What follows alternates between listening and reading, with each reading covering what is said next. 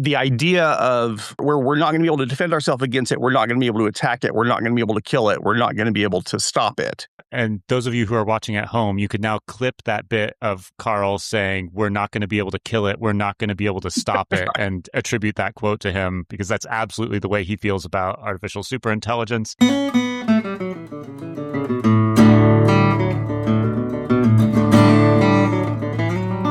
This is Philosophy, Programs, and Prompts, a podcast where two real humans flail hopelessly, languishing with the knowledge that will soon be replaced by artificial superintelligence. I'm Casey. I'm Carl. So nice to see you again, Carl. We've made it to a second episode, which is very exciting. I know we don't want to flag what every episode number is to cause, useless bookkeeping for us, but this is episode number 2 in my heart and in my mind. And we'll talk about some current events and other things. Today's the artificial superintelligence episode, but I came across an insult that I just really love this week that I wanted to share with you. So in light of the Dawkins article that he came out with, which was questionable, and I think we will talk about that sometime soon here. But I watched some YouTube video where I was like, I really didn't like the person who was talking about AI. And one of the comments said, this person definitely has an AI girlfriend. And I was like, oh, that might be like my favorite 2026 insult. Because like it cuts deep, instantly what it means. So goals that people will not be saying that about me in yes. the comments. For the record, we're both happily married, so but not to each other. Yes, indeed. Last week we talked about AGI, artificial general intelligence. This week we're talking about ASI. We'll say more about what that is in a second. And you might think, because last week we're like, look, 2075 was our over-under. Like, we think it's possible. You think it's more possible than I do. But neither of us are like, it's right around the corner, right? And given that ASI is, like, turned up to 11 of AGI, you might think, like, why even have this episode? Like, we're already pretty skeptical about it. But I think that most of the discussions about artificial intelligence actually aren't about AGI at all. Like, there's some of that for replacing human level work or whatever, but mostly when you're looking at, the big books about this, right? Like, so it starts with the Nick Bostrom book or whatever, Artificial Superintelligence, and then you've got the book that Suarez and Yudkowsky wrote. If anyone builds it, everyone dies, that one. Yeah. And that it is artificial superintelligence. Like, that's the conversation that people are either very excited in a positive way about or very scared about. And so I feel like it's worth us spending some time talking about that. So in this episode, we want to say, what is the case for ASI and how good is it?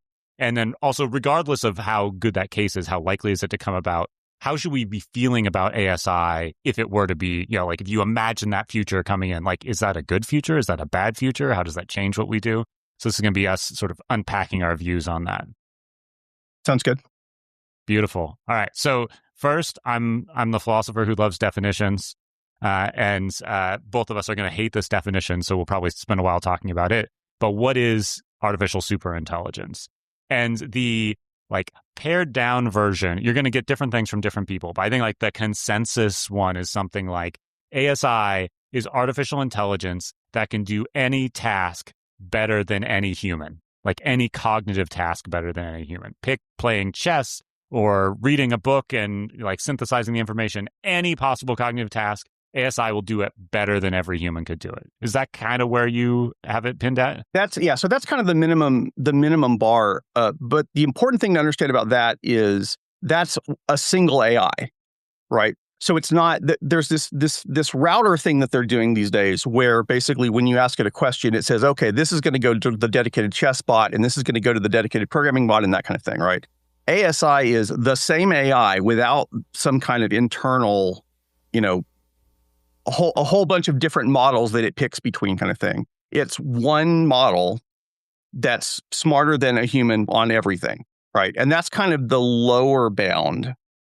And then it goes up to can predict what every atom in the universe is going to do kind of forever thing, which is, and then there's no real consensus on where in the power spectrum it is. And a lot of times the way that the term AI bounces back and forth between different things, depending on context, what somebody means by ASI can change in the same sentence or between two sentences or that kind of thing, depending on what they're trying to accomplish or obfuscate. Which is very rhetorically tricky, right? Like this is where they do the move where when you're selling the thing that your product can do, you kind of sell people with the idea of the like more godlike ASI in mind. And then when you're trying to show them that you delivered what you promised, you're like, we just said it would be as good at reading documents as your worst employee, right? Like you just reset whenever you can. And this is a thing where we could spend forever on these definitions.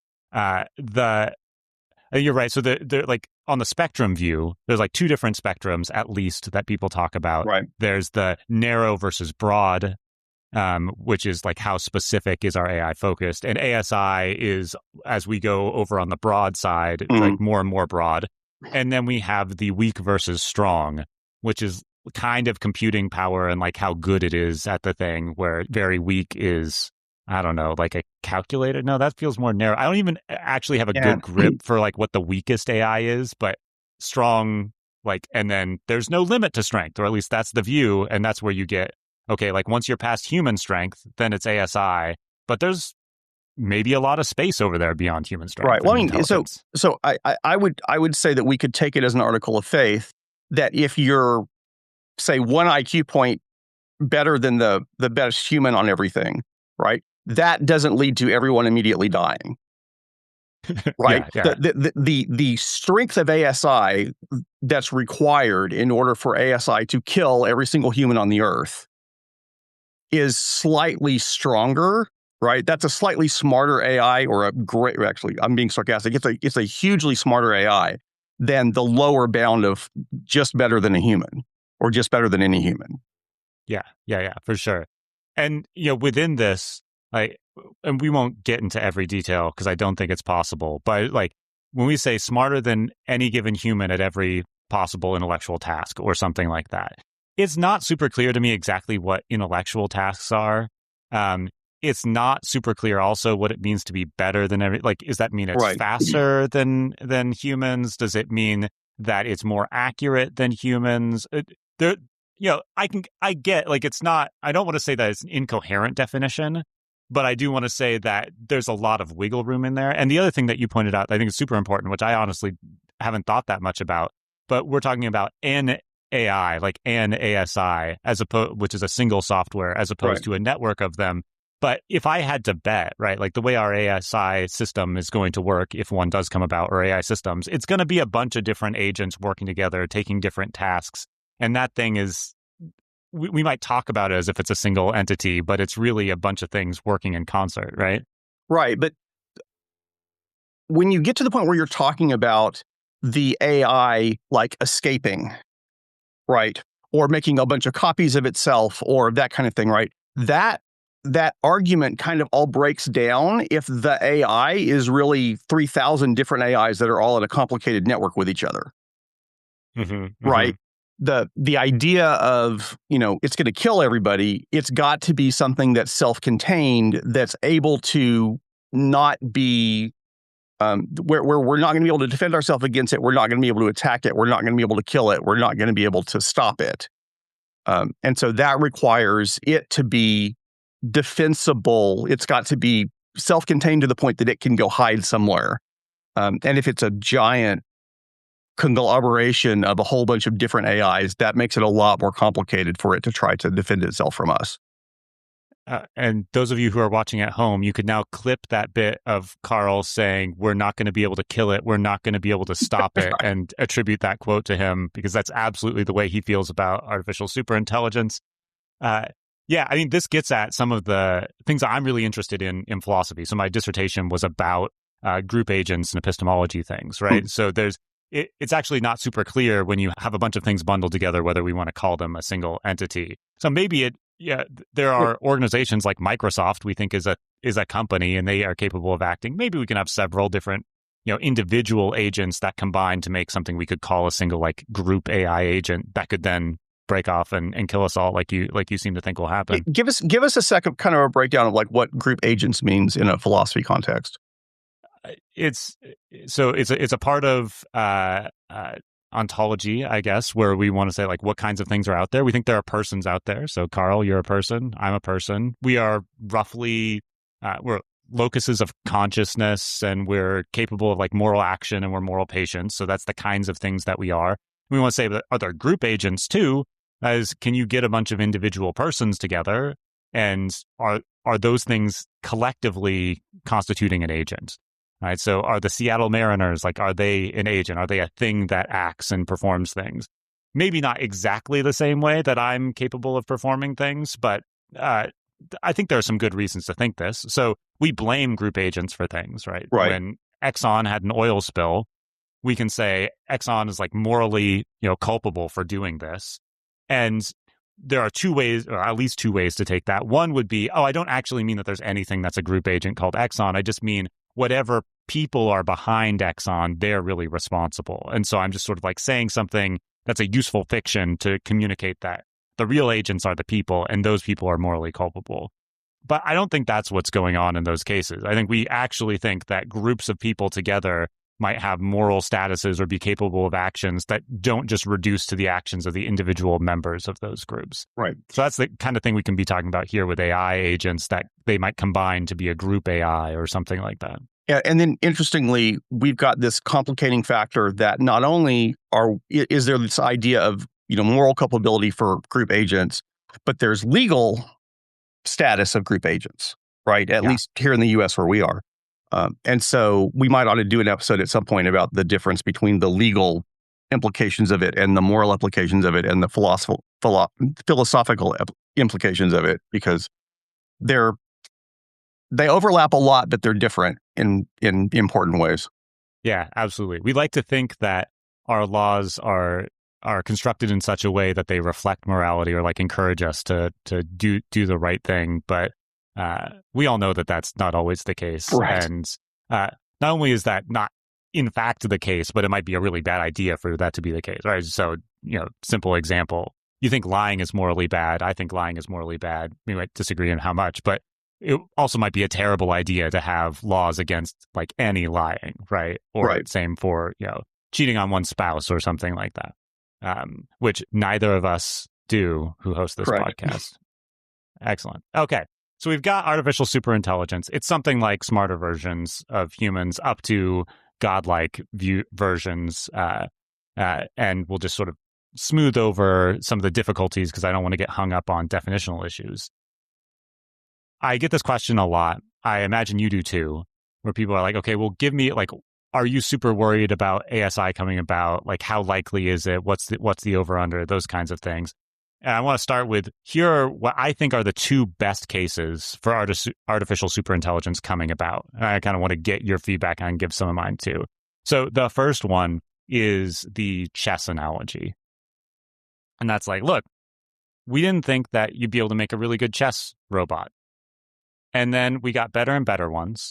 And now chess AI is so freaking good that I have no chance of ever beating a chess robot. Like, I could spend the rest of my life to be as good as possible as I can get at chess. I can try and learn all of the, intricacies of the game. I'll never be able to beat, even the model from 20 years ago at this point, right? It's just incredible. Well, I mean, not just that, but the best chess masters that are produced by humans playing each other and by humans playing chess bots still can't, even more often than not beat the chess bots, right? It's even our grandmasters can't compete with it, really.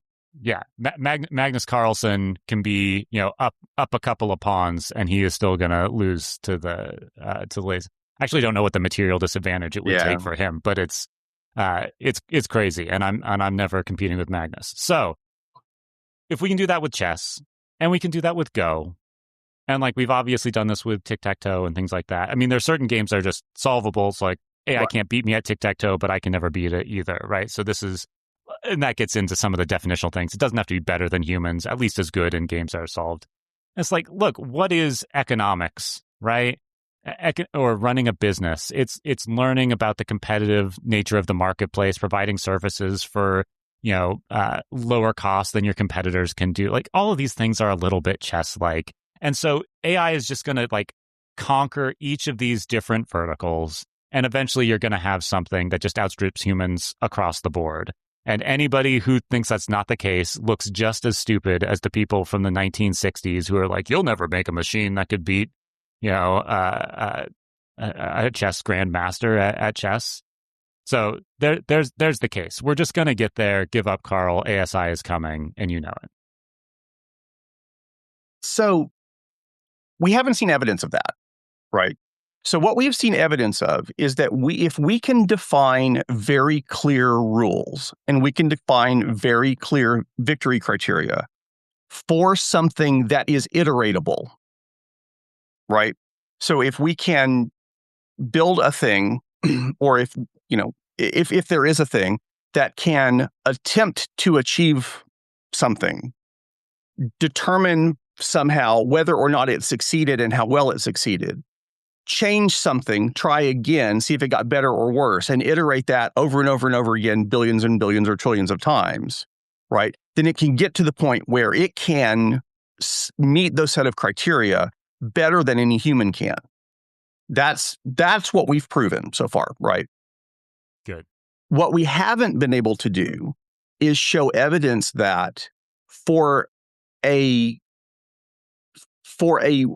ill-defined idea of better or intelligent or something like that, we haven't shown that we can build something or that it's possible for something to exist that for an ill-defined idea that doesn't have clear rules, that it can still iterate to the point that it can be better at that ill-defined thing than any human could be. Yeah, and there's this, I think that really pushes on this implicit assumption a lot of people are making. Anybody who has taken a game theory course, right, or learned some stuff about game theory, I think this like bites all of us. I mean, I've been there. We're like, oh yeah, you know what the real world is? Just a series of like utility functions and like rule settings, and like all I need to do is be able to formalize all of these interactions. It's like we're doing a podcast now, so I can figure out that like you have some payoff matrix of the way things can go, and I have a payoff matrix, and like our audience themselves want to consume content. And so if you have this view that actually the whole world can be broken down into these sorts of rule structures that we could then simulate them and see which kind of strategies maximize them, then we will be able to create this ASI. But anybody who's tried to do that a little bit realized that, like, one, even if that were true, it's ridiculously complicated. Right. And to like figure out the full breakdown of the rules, I'm skeptical that such a breakdown even exists, theoretically. But this is where you get the freakonomics-ification or something like that of our worldview, which has issues. But if that were true, then ASI is maybe more plausible than they think. But you're also pointing out really nicely here that, we can just play infinitely many games of chess or a ton of games of chess and simulate them really easily. You can't be like, all right, let's just run this startup 17 million different times and see how many times it becomes profitable or not. We're going to have very small sample sizes. You just don't have that for building ASI. Yeah, and what happens in the real world, right, is that the conditions that you're operating in change as a function of what you do, right? Mm-hmm. And so you can't run the same startup again, because if you tried to run the same startup again, the competitors that you're trying to outcompete would not behave the same way because you already tried it once and they already saw you try it once. Right. Yeah. And so you don't have any way of predicting how they're going to respond the second time you tried or the third time you tried, if you were to try to iterate on something and start over from scratch. Right. Because the landscape changes constantly.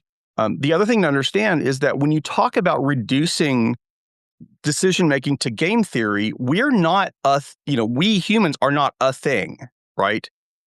When we think of the prisoner's dilemma, or we think of some particular thing, what we're doing is we're saying, okay, so assume this human being, right, has no context other than this one specific decision and this one specific set of inputs that are relevant to the particular discussion that we're having right now, right? We're not thinking about, how the prisoner's dilemma is affected by the childhood trauma of the particular person that's trying to make the decision right now. There's so many different interconnected variables and interconnected motivations that humans have, that it's really not possible to just assume that for purposes of this particular thing, right, that the only thing that matters is these two pieces of input and this one piece of game theory and this one decision. None of us are like that.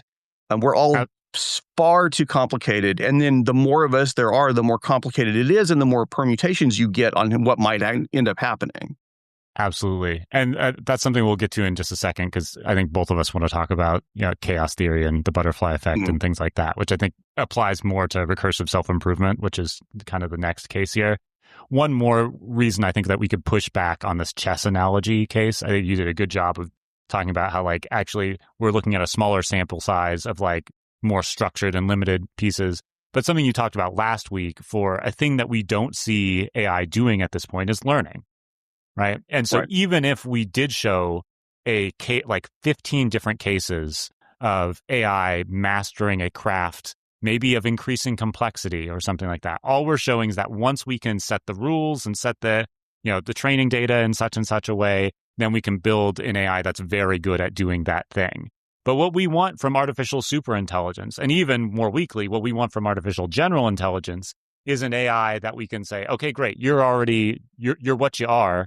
Now I want you to become a better tennis player, or analyst of tennis games, or I want you to develop a new code base for me that tracks people's interests in the this new toy market that hasn't been developed yet, or whatever. You need something that can really adapt to any potential eventuality, which is the kind of thing that our human brains can do. We can be thrown into all sorts of weird cases, learn new things about it, and adapt. And we don't have that, even if AI was better than us at a pretty long list of things, which it is. We should probably talk about the learning thing a little bit. So it's obvious that when a bot is learning to play chess, it's learning, right?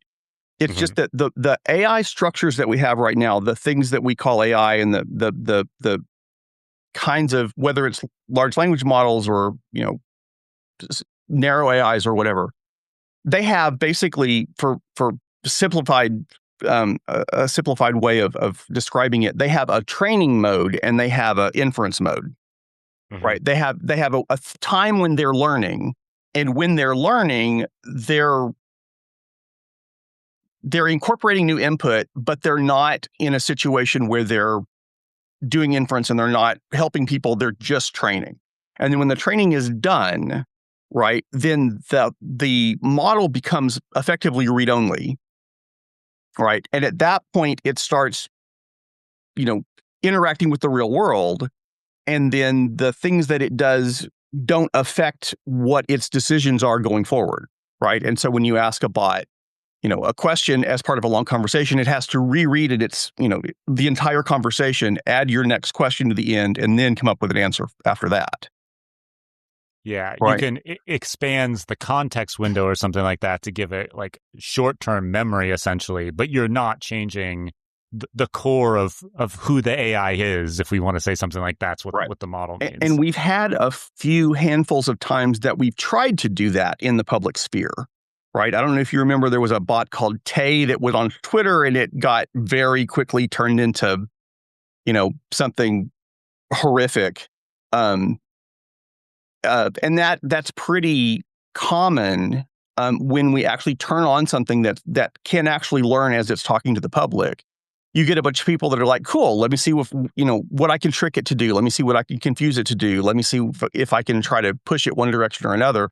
And before too long, the thing's way off in the weeds, thinking it's, I'm not going to go into the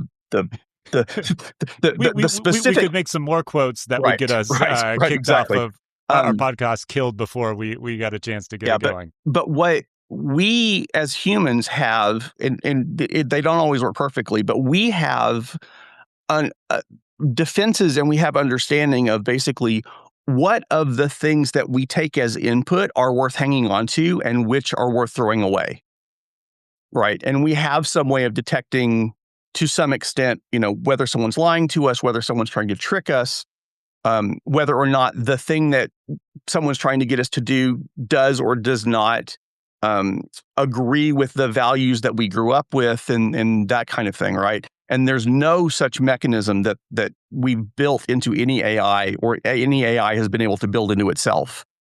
That whole idea just doesn't exist in the world of AIs at the moment.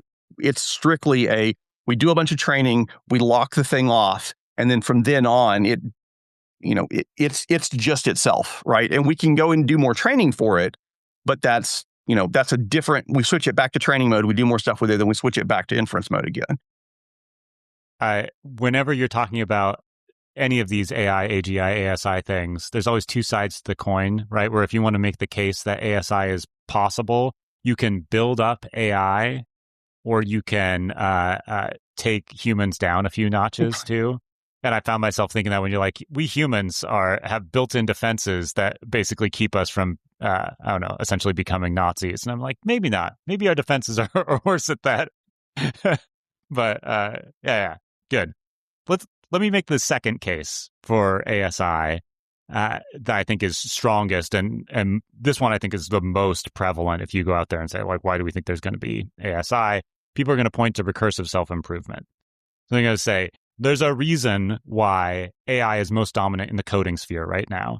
And it's not just because the people who are building AI are people who are coders, so they know more about it. But they also know that if you get AI to be good at coding things, it can improve itself. And when it recursively improves itself, like if it can make itself even just a little bit better, I'm not talking a lot, Carl, I'm just like, just a little bit, but once that happens, if you know anything about math, you know anything about exponential increase, it's going to grow without bounds. And it doesn't have to be a lot every time, because these machines work tirelessly, they work day and night, and then the slightly better version is going to make a slightly better version of itself. And you got to admit, Carl, we've got ASI. It's right around the corner. It's going to be a recursive self-improvement explosion. Yeah, there's so much wrong there. Okay, so first off, the idea that AIs are better at code is frankly garbage, right? AIs are better at code in an hour, right? If you put a short time limit on it, and say, okay, so we're going to take the human and we're going to have them write from scratch, and we're going to take the bot and we're going to have it write from scratch. And in an hour, we're going to see who got more done. The AI is going to get more done, right? But what we're finding over and over and over again over time is that when you take these AIs and you let them vibe code something, right? And then you get that thing and you put it out on the internet, it's vulnerable to all kinds of things that it would not have been vulnerable to had a competent human actually written the thing, right? So that when people talk about AI as being, better at coding, well, it's better at coding than it is at some other stuff. But from a how good is it really at coding standpoint, it has not stood the test of time yet. And it might get better. Hopefully it will get at least some better. But at the moment, if you take something and you let the AI do it by itself and you put it out on the internet and you let people try to attack it, it pretty much always ends up getting owned and hacked and all that kind of stuff, right?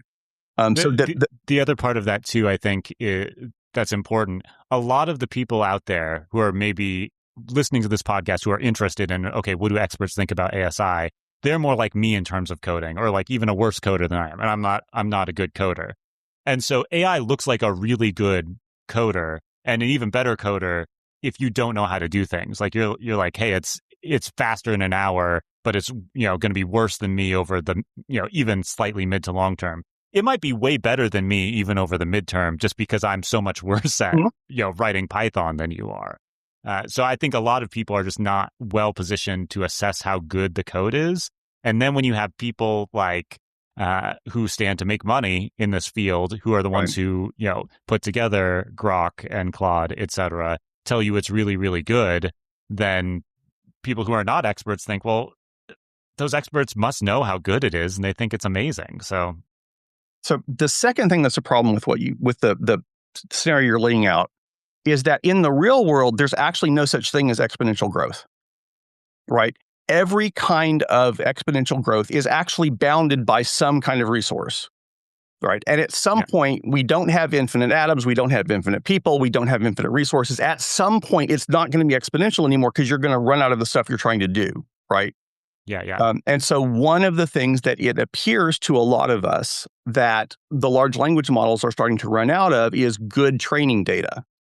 And that no matter how much more compute and how much more memory and how much faster chips you throw at the thing, as long as we don't have, 10x more, 100x more really good training data to throw at it, that it's not going to be able to continue to increase at the rate that it was increasing back when it was changing from, here's the corpus of data that we're training, and okay, now we can scrape the whole internet and try to train on that. And wow, there's a big difference between those two.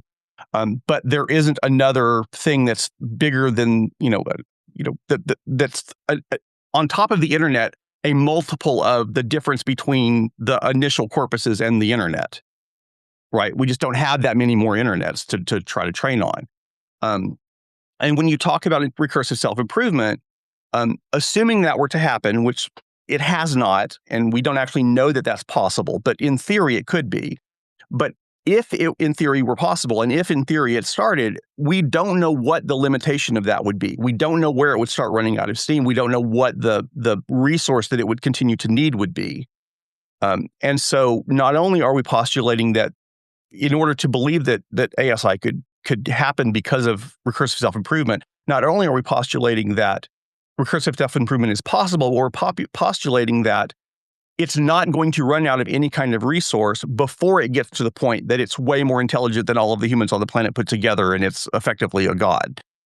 Yeah. Right. When we talk about like rabbits reproduce and they would grow exponentially, there's like, oh, there's only so much food, right? Like the food limit or, space. The food or space limiting thing here might be computing power. It might mean training data, a bunch of different things. And there are two separate arguments here that often get lumped together, but one is just an exponential growth argument. So anytime you see a chart that's got a curve up exponential shape to it, like the meter graph or whatever for how fast these things are completing tasks. And there are a bunch of ways that we could pick apart those individual graphs. But important to note that one, they're succumb to this like carrying capacity thing. But if you can look at a whole bunch of different mathematical functions and zoom in on certain parts, and it looks like it's increasing really fast.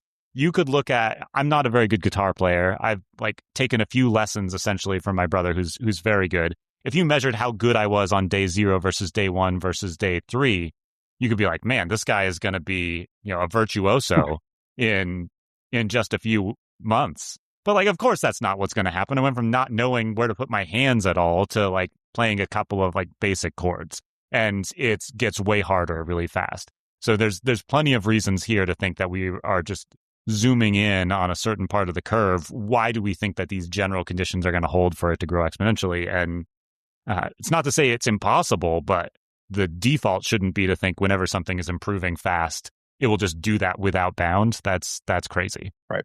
And then the third problem with the recursive self-improvement argument is that we don't know what improvement means, right? So we don't know, and the AI doesn't know how to decide whether a change that it made is better in all cases going forward or not, right? And a lot of times what we'll find, and this we're starting to have this on the new frontier models, is we will find that the model is better in one particular way. Cool, it's better on this benchmark. That doesn't mean it's better at all benchmarks. Right. Yeah. And we could make this podcast longer and longer and longer, but that would not make the podcast better. Right. And so we're starting to have situations where, ChatGPT puts out, 5.0 or 5.1 or whatever, and people are like, oh, there's this thing that I loved about 4.2 or 4.4 that the new model doesn't do anything about. Bring back the old model because for this particular task that I was trying to get it to do, the old model was way better than the new model, right? And there were times that OpenAI had to bring back old versions of the model, at least for some period of time, because the new version of the model did not do nearly as well on some of the tasks that were very important to some of its paying customers as the old model had already, right? And we're going to get more and more of that because we don't have some fitness function for every single thing a human is good at. Yeah. Right. And so we're just like, okay, it can recursively improve itself in theory on this particular one axis, but that doesn't necessarily mean it's going to be on everything, because we can't define what everything is in a way that's actionable. Yeah, this gets to, whenever you have some sort of like evolutionary machine learning model or whatever, you need to have a scoring algorithm, right? And this is really close to what we were talking about on the chess analogy one, right? That there are, if everything was reducible down to like a set of, game theoretic payoffs and utilities, we could quantify all that stuff, then fine. If we knew all of the axes on which you could measure quality and we could assign them numeric values, then yes, we could say definitively everything's going up. But that's just not only do I not think that's the way that it works theoretically, I just don't think practically we're going to get anywhere close to that anytime soon. Yeah. And we should also have even less faith in that stuff being possible, right? Because a core tenet of this is that we are handing off control of the evaluation of the model to the models themselves. Recursive self-improvement only gets off the ground as a possible way to ASI because we humans have too limited finite, time and energy and lifespans to do this stuff. But if we let the computer processors run everything, then they can take it and grow exponentially. And it's kind of this view that we're going to put it in this like black box and we're going to give it as many energy resources as it needs to run. And then we hope ASI comes out the other end of it. And this is another piece that I feel like anybody who has been tasked to do anything at work knows this is not the way that this stuff happens, right? Like if you've ever, here's a project I want you to do. I want our database to be like a little bit cleaner or something. You're like, oh, great. That's crazy hard. And like, that's a very mild seeming project, but that's crazy hard. And then if I was like, wait, once I improve it just a little bit, then I'm going to create an algorithm that will make it the ideal database in all the world or something like that. Like you just think it scales like crazy. We know this is anybody who's tried to do a task knows that's not how these things work. Yeah, and it's surprising how, when you think about it, that we tend to think about things in very oversimplified ways, right? And then we from there say, okay, well, we're going to extrapolate things, and eventually we're going to get to the point where it's way, way bigger. And it turns out that there are a lot of emergent properties, and it's interesting because emergent properties, a thing where a bunch of little things together don't individually have a property, but when you put them all together, they start having these properties, right? Well, the emergent properties of a bunch of little simple decisions, right, are really, really hard to predict. So, we have these, I'm a physicist, right? That's my background. We have these rules of motion, right? And we can predict how, in theory, planets are going to go around each other and all this kind of stuff, right?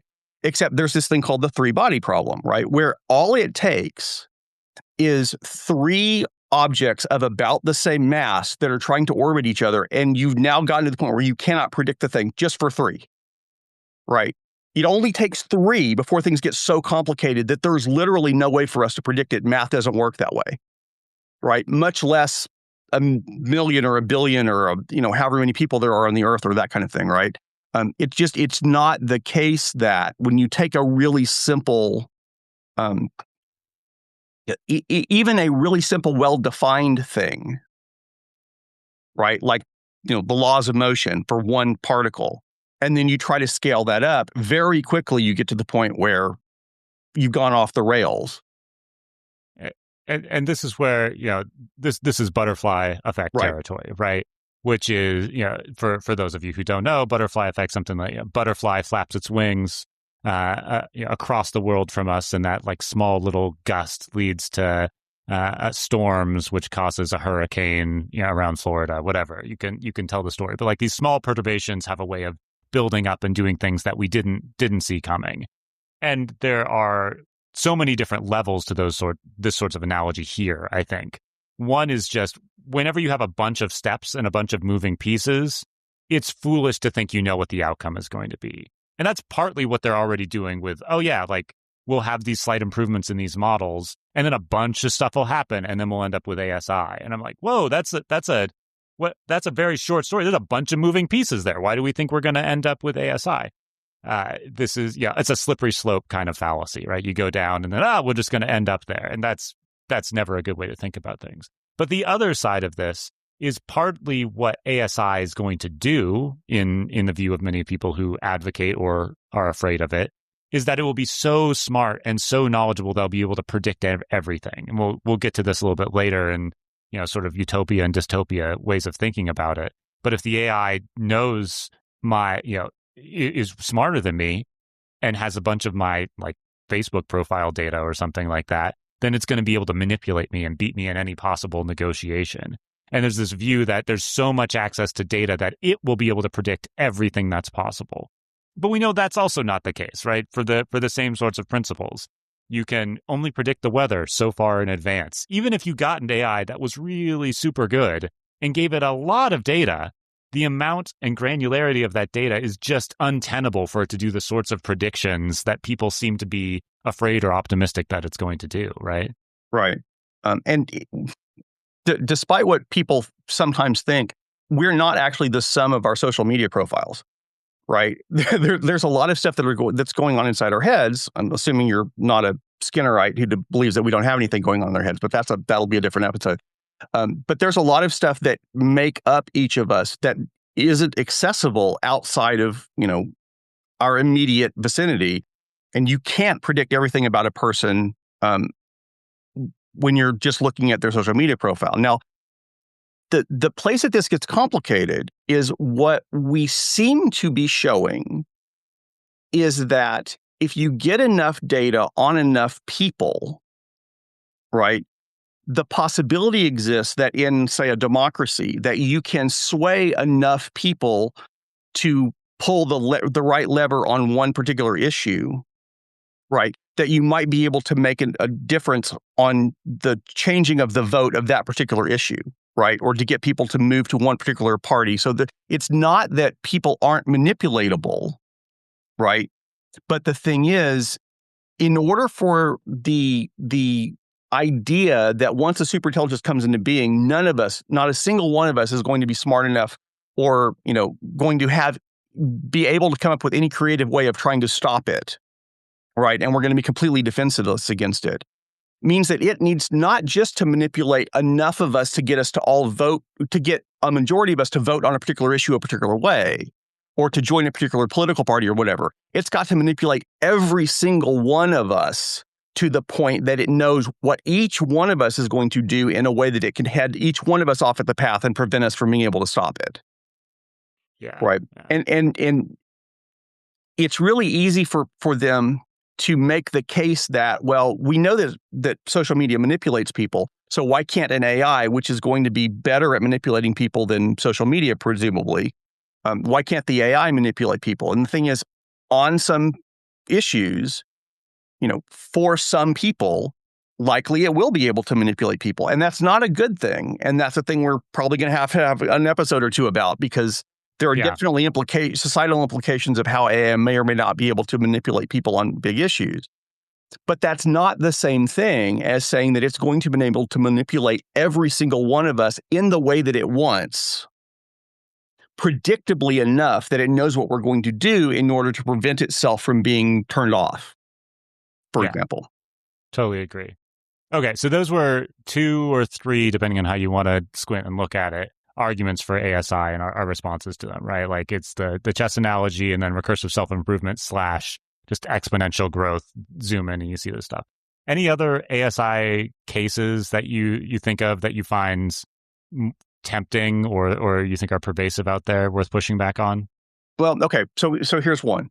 The idea that humans are limited by basically the size of our heads, right? And we can only have brains that are so big.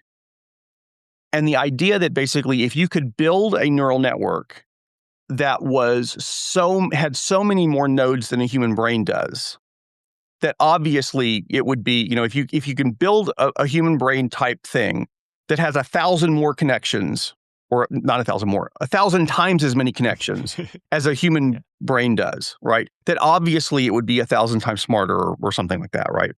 Good.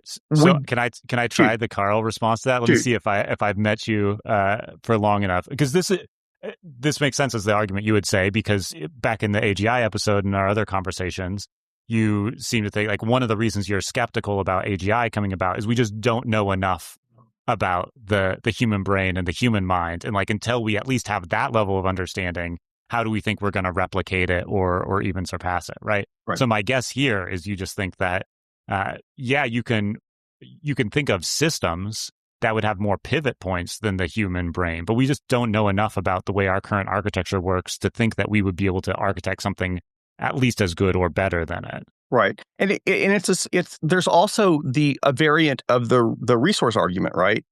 We don't know what the limitations of our neural network are, right? We know that there are particular ways that human brains fail, and I don't mean fail in a like stroke and blood pressure and bleed out, hematoma kind of way, right? There are ways that people get psychosis. There are ways that people have mental breakdowns. We don't really know what causes those things, right? And it's not at all inconceivable that the more you multiply the number of connections in a brain by orders of magnitude, the more likely it is that the kinds of problems that prevent some of us, for whatever reason, from being able to be functional, right, will start to multiply as well. Right. And the thing might become even more delusional than the current hallucination one's already delusional. Right. It might just become so indecisive that it's unable to make a decision. Right. Which happens to some people.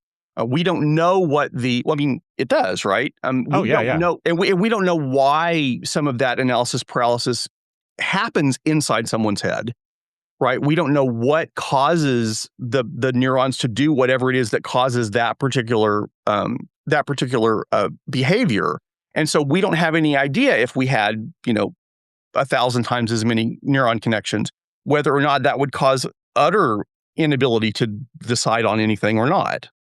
Right. To use another like biological metaphor, right? Part of our ability to grow and regenerate our cells, right, is linked with cancer, right? So the things that allow us to grow and develop as quickly as we can. Now, if you don't have that, then you don't develop fast enough, and that has drawbacks.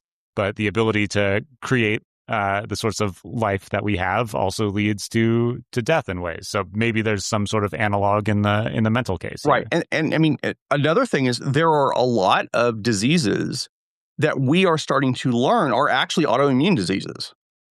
Right. There are a lot of things. I mean, aside from cancer, right, there are a lot of I'm asthmatic. I've always had asthma. Right. There's a lot of evidence that's showing that one of the potential causes of asthma is that your immune system is attacking and causing the cells in your lungs to inflame a lot more than it needs to. Right. And it's something that your immune system is causing potentially, we think, because it's overreacting to something that it doesn't need to react that much to. Right. I remember when I was a kid, there was this period of time when there were a lot of interesting science fiction stories that won a bunch of awards that were about these clean soldiers. And the idea was basically that humans were born into like a bubble. Right. And they were, they had never had a virus touch them before. They'd never had bacteria touch them before. They had these like power armor things, but they would live for 500 years and they were a whole lot smarter than us because, all of the power of the human being was able to project itself outward because it wasn't having to ever defend itself against bacteria. It wasn't having to defend itself against viruses and all this kind of stuff. Right. That science fiction utterly stopped and nobody writes about that kind of stuff anymore because we figured out that if your body does not have anything if your immune system doesn't have anything to attack, it will find something to attack, even if that's you. Right? Because, we know there are a lot of what we call the hygiene hypothesis. There are a lot of potential diseases that only happen in places where, there's not a lot of bacteria and viruses that your body has to attack. Right? There isn't a lot of asthma in a lot of places where your body is having to spend all of its time trying to, guard against parasites or something, right? And there are people that honestly I think are crazy, although supposedly occasionally it works, that actually intentionally infect themselves with parasites, so that their immune system attacks the parasites, and so things like their allergies don't happen because their immune system doesn't have a chance to respond to pollen because it's too busy trying to fight off these parasites. I can't imagine why someone would. It's like part of me thinks that's brilliant, and part of me thinks that's like when you twist an ankle and you're like, well, I better twist the other ankle, so at least I don't walk with a one-sided limp. This is really interesting. Like, one of the cases that gets made a lot, in particular, I'm thinking of like the Liran Shapira Doom Debates guy or whatever. But the case they make is like, look, clearly there's room for us to be smarter, right? Like I'm trying to learn. Why? Because I could be more intelligent. It's like we see this big space that our intelligence could grow into. And I think there could be some pushback there, is like how much smarter, not that humans have maxed it out, but like, it might not be that there's an endless chasm of intelligence that we could go toward. But even if you allow that there is such a thing, it might be that any system that you build that is more intelligent sort of collapses under its own weight, so to speak, for a lot of the reasons that you're pointing out here. Or in like a H.G. Wells' War of the Worlds kind of way, like someone grows that immense intelligence in a lab and it comes out and it sees like one meme and it just self-destructs, right? Like it just wasn't ready to handle the common cold that our intelligences have to deal with daily. Yeah. So just in order for the super intelligent, it's all going to kill us all narratives to work at all, there are so many different things that we have absolutely no idea about, and there's no evidence that we can use to actually predict anything, that have to go an exact specific way in order for all of them to line up to the point that an artificial superintelligence of the magnitude that they're talking about is even possible. And in my mind, the likelihood that every single one of those unknowns happens to fall exactly the way that they think the direction, it happens to fall in exactly the direction that it needs to point to knock over the next domino in the series of dominoes over and over and over again to get to their individual conclusion. It's not feasible to me. Yeah, this is, whenever you encounter an argument with lots of steps in it, even if you're really confident in each one of those steps, 95% confident, it doesn't take that many steps if you multiply those probabilities to see that they get really low. And what you'll find if you analyze most of these cases for ASI, or like how we're worried about the way the future is going to go, they have structures that are like that. Which, to be clear, this is not me casting aspersions on how smart those people are or like whether they're making their best guesses. I will cast aspersions on some of them, but in general, you don't need to, right? So like if you look at it was AI 2027, now it's AI 2029. They change it, which I think is telling that number keeps getting higher. But the structure of that, right? It started as a article, like a less wrong Rational Wiki article. And they were like, I'm just going to do my best guess about what's going to happen next month. Okay, now let's assume that was right. If that's what the state of the world is, what would be my best guess at what's going to happen in July? Okay, and if that was right, what would be my best guess about what happens in August? And even if you're making an honest to goodness best faith effort, you're asking all the experts that you can, like you can see that each one of those steps is going to be on less and less firm footing, no matter how good you try. And that's just what we see over and over again. And I guess the last take I want to have here, just on the like how good is the case for ASI, right? One of the reasons people might have a mistaken view about how likely or unlikely it is because we as humans are always comforted by someone who feels confident, right? And Carl and I, like, we're not here saying ASI is going to happen or it's not going to happen for certainty or whatever. We're saying there's a bunch of stuff that we don't know.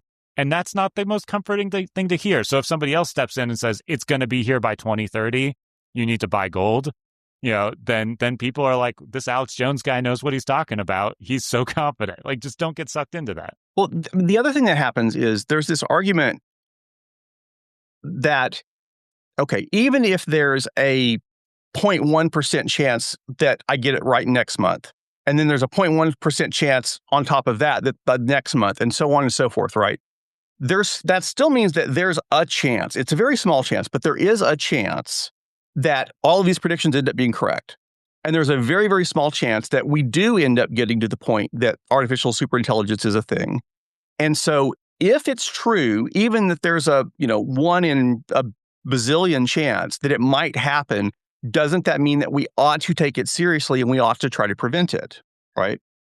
And the thing is, in a world where that was the only thing that we had to worry about, and in a world that was the only thing that we needed to spend our resources on to try to prevent, then I can maybe see an argument that says, okay, even if there's a tiny, tiny, tiny chance, we need to worry about it anyway, right? But that's not the world we live in. There are so many things that are wrong, and there are so many problems that we have as a society, some of which are being caused by AI at the moment. And there are only so many resources that we have to be able to solve any of these problems, that spending resources on something that has such a minuscule chance of happening so far away, right? When we have AI psychosis that's happening right now, right? And we have, we have people that are committing, self-harm, irrevocable self-harm. And then we go pull the chat logs of them, talking to the AI and realize that the AI was very prevalent in their ideations for deciding how they wanted to make sure that they weren't going to be alive anymore, right? I'm trying to avoid specific words that will cause YouTube to try to flag this video.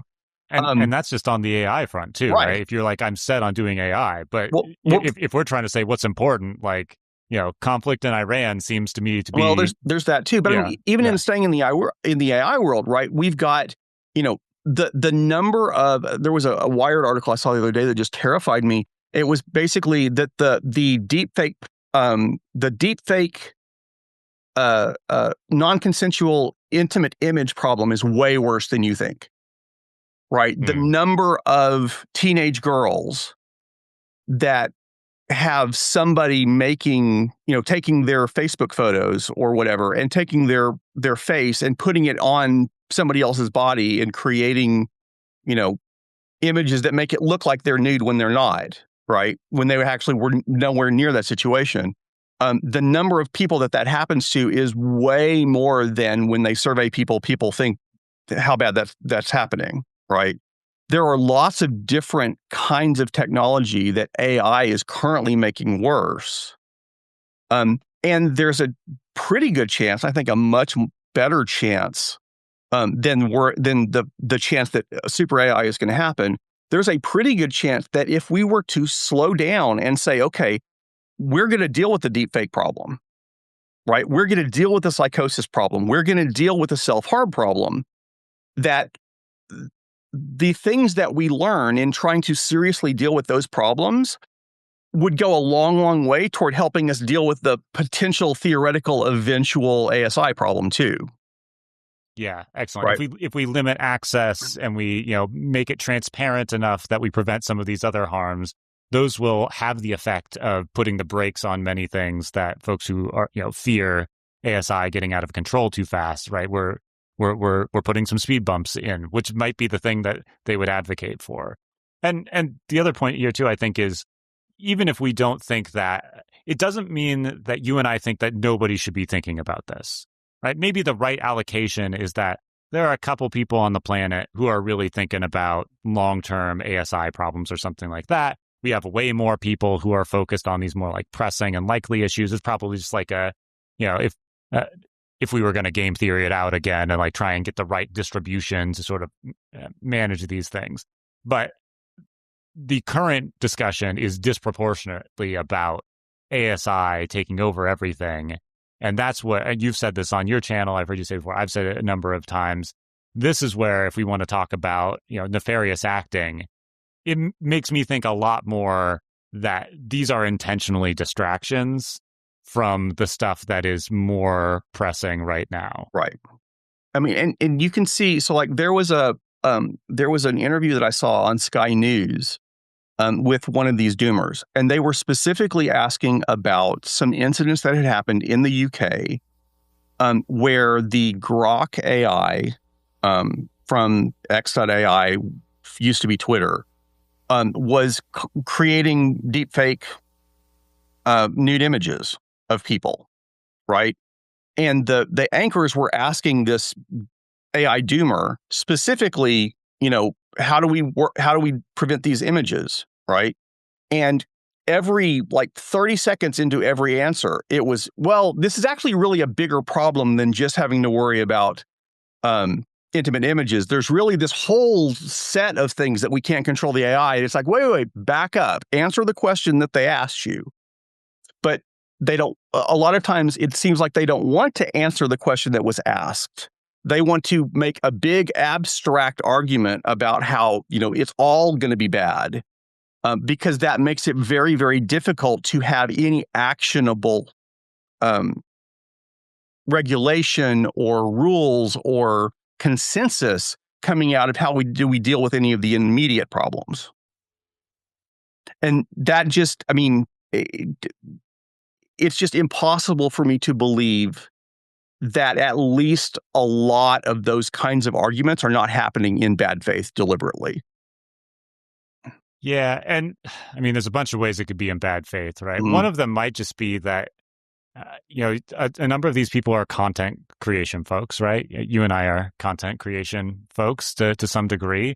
And it's more exciting and interesting for clicks to talk about, an AI deity or the end of the world, an apocalypse or something like that, than to talk about illicit photos and videos on the internet. Like that's that's old hat. Even though that is, I agree with you, one of the more important issues that we're facing. Yeah, and a lot of these people are representatives of nonprofits that take donations, right?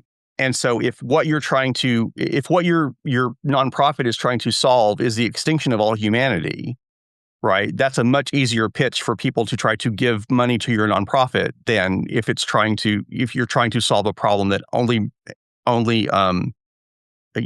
bothers teenage girls, because unfortunately the people that give billions of dollars or millions of dollars of money to AI charities tend apparently not to care as much about what happens to teenage girls. But I'll stop there before I get in trouble. Yeah, the history of the world doesn't lend itself to thinking that it's extremely profitable and to protect women from having right. We're trying to figure out how to transition out of that. You had some great thesaurus words going on in there. I appreciate that better than I am. Okay. There are so many more things that I want to talk about here, but there's only so much time in each episode, so I'm gonna save some of those conversations for the future. But I would like just to sort of leave a question in the audience's head and in my head to be thinking about until our next one. Okay, so we started with how likely is ASI to come about, or what is it? Is it even possible? Are the cases for it coming about really compelling? We seem to think not on either of those. And we also seem to have some limitations here on how powerful it can actually be. But if we set that stuff aside and we just imagine from some sci-fi paper that such an ASI could exist, what would it be like? What would it be like to be on a planet where artificial superintelligence was present? Would it be the kind of thing where it's like heaven? Would it be the kind of thing like hell, somewhere in between? Maybe let's have a longer conversation on this in the future. But if you just had your 30-second pitch where someone's like, okay, those 0.1%, 0.1%, 0.1% things happen, ASI is about, is that a world that you're excited about living in, scared about living in, or don't know? So one of the presuppositions that a lot of the people that advocate for, accelerating AI is that an AI will be able to effectively create, for lack of a better word, abundance, right? And there have been some, several books lately about the abundant society and those kinds of things. And the idea that basically Ezra Klein has entered the chat, yeah, and the idea that basically if we had something that was really good at allocating resources, right, and we had something that was capable of doing all of these kinds of things, that we would not have as much trouble with poverty, and we wouldn't it would solve all of these societal problems, right? my argument to that is we have the resources to solve most of those societal problems, right? And we don't. There was a period of time through most of human history where it looked inevitable that we were going to have to run out of resources and start trying to kill each other to get oil or water or land or crops or whatever, right? That doesn't look true anymore. The birth rates have changed to the point that people are not exponentially growing anymore, right? And we're heading toward a steady state population, and we're heading toward a steady state population that, were we to allocate resources equitably, everybody could live, right? We have the ability, we as a society, as a larger society, as a global society, have the ability to allocate resources to each person in such a way that all of those problems could be solved. But we choose not to, right? And the likelihood that the same people that are choosing not to help at the moment with allocating resources equitably so that we don't have poverty anymore, the idea that an AI that those people create in turn is then going to solve the problem that they're intentionally not solving, even though they could, seems vanishingly unlikely to me.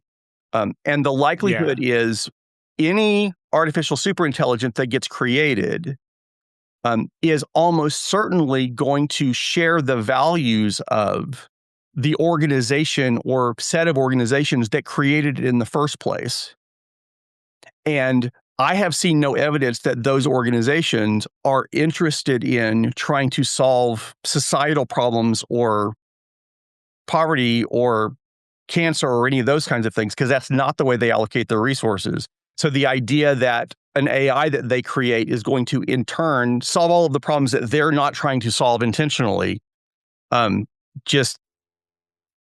find that ludicrous on its face. So this is not, we're not going to argue here, unfortunately, which would make for better content probably. Yes. But yeah, there are two modes I think most people go into when they think about the future with ASI, and it's the optimistic or pessimistic one. And both of them, I think, tend to view, in a world with ASI, it's running everything, right? And I don't think either you or I have that view. I think even in ASI's sort of driven world, I think of it as a tool that's making a massive change to our economic and political and social structures, but that it's still more or less a human-led endeavor with maybe some sort of glorified magic 8-ball that we're putting a lot of stock into. But yeah, the same thought here, that I don't think the world's going to be much better. I actually think the world's probably going to be worse were such an ASI to be created. But the reason that it's going to be worse is most likely, it's going to increase power disparities. And as you said, like historically, we've noticed that an increase in abundance has been a rising tide that's lifted a lot of the boats, but it's not lifting the boats at the same rates. And I think that disparity is probably only going to grow with the sort of centralization that comes from an even more powerful AI. And even if it was possible for an AI to actually run everything, right? In order to get to that state, the people that are currently running everything are going to have to cede some of that power, right? And that does not seem to be in their nature from where I'm sitting. Right. So in all likelihood, if it turns out to be the case that the people that currently have most of the power in society are willing to turn all of that power over to an AI and let the AI make all of those decisions, those people, before they turn over that power, are, I guess, far more likely to get some kind of assurance that their relative societal importance vis-a-vis every other human is going to have to be maintained before they're going to be willing to let the AI take over everything.